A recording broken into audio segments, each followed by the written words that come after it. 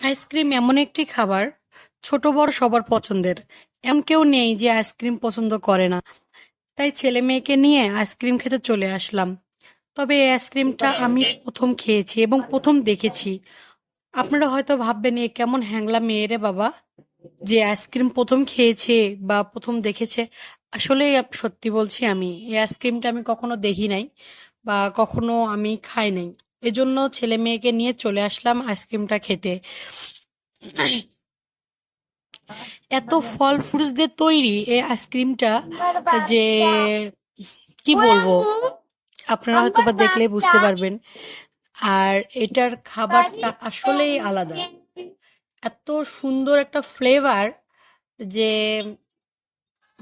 আসলে আপনারা না খেলে বুঝতে পারবেন না যে আসলে আমি কি বলতে চাচ্ছি। আপনারা দেখেন ড্রাগন, কমলা,